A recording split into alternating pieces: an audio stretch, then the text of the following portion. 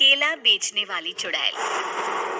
एक बार की बात है, जादूपुर नाम के गांव में करतब दिखाती एक औरत एक रेड्डी के लिए गांव में आती है।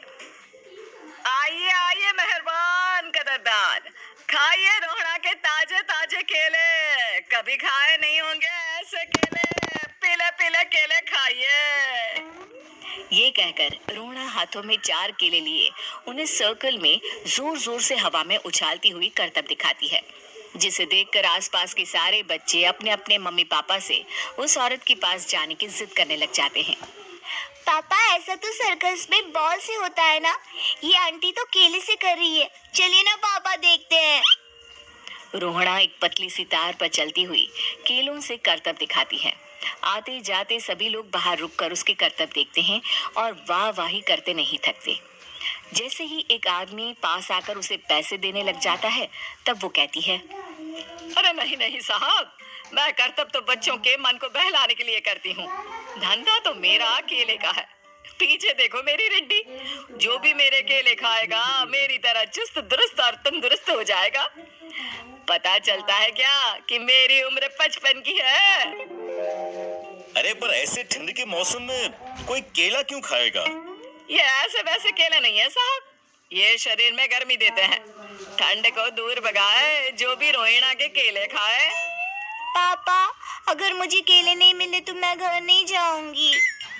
तभी उसके पापा कहते हैं कि बेटा, केले ठंड में कभी गर्मी नहीं देते, ये सब कहने की बातें हैं, सामान बेचने का तरीका है इनका। पर पिंकी नहीं मानती। मैं केले खाऊंगी।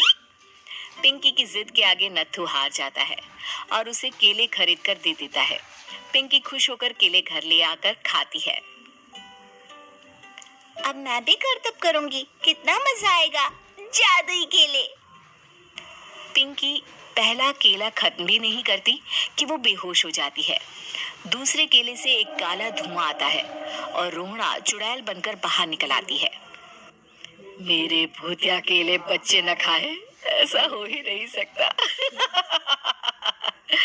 जादूपुर वालों, कब तक बचोगे? आ गई हूँ मैं रोहड़ा, जिसका कोई नहीं कर सकता सामना। रोहड़ा पिंकी को गोद में उठाकर काले धुएं में कहीं गायब हो जाती है।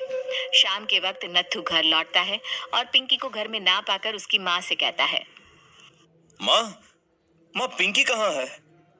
अरे बेटा, उसे तो तू सुबह करतब दिखाने ले गया था ना, फिर कहाँ वापस आए तुम दोनों? मुझे लगा तू उसे अपने साथ मंडी ले गया होगा।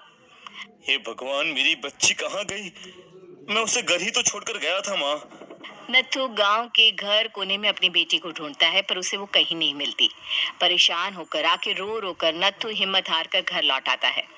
अगली सुबह रोहड़ा फिर से करतब दिखाने आती है और इस बार पिंकी की तरह रोनी केले खरीद लेता है। 50 रुपए दिए थे पापा ने, सारे पैसों के मैंने केले खरीद लिए हैं। अब मैं भी आंटी की तरह ही करतबबाज बन जाऊंगा।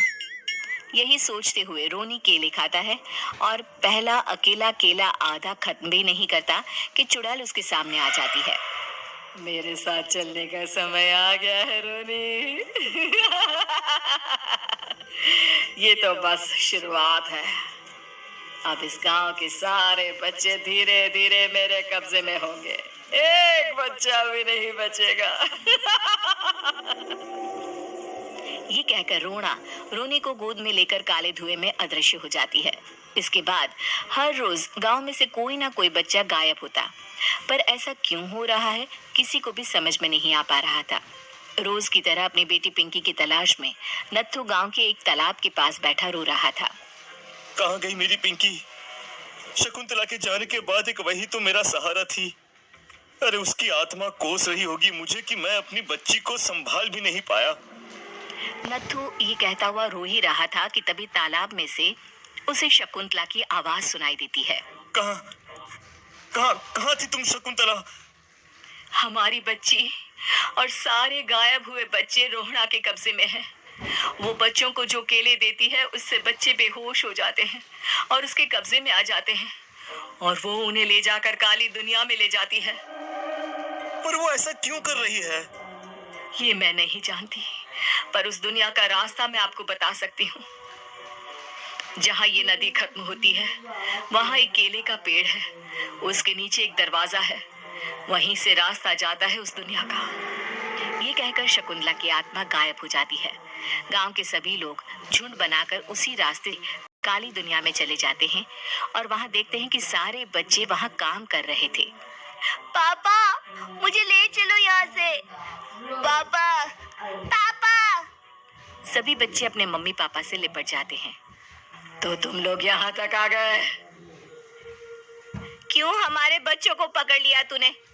तुझे शिकार ही बनाना है तो ले, हम सब आ गए हैं, हमें खा ले। नहीं, मुझे बच्चे चाहिए, मेरे बच्चे के बदले तुम लोगों के बच्चे। क्या मतलब?